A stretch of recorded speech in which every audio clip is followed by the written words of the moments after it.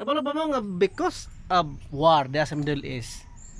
Pone hinungdan nga no ga saka karon ang presyo sa petrolyo which domino effect posible po nga mosaka ang presyo sa mga panaliton. So love supply and demand eh. So because of war madilatar ang mga supply sa mga oil. So kung madilatar mutaas ang demand kay gamay ra supply so mosaka ang presyo sa mga oil. So since ang ato ekonomiya naman highly dependent sa oil, gamit ang masakyanan, mga makinarya. So magsaka po ng presyo so ipatong po na nila sa ito mga consumer. So musaka, mag-domino effect lagi, musaka ang presyo tanan. So hold the line lang tani kay pagdili ang epekto mo gud dili siya immediate, yung long term epekto eh.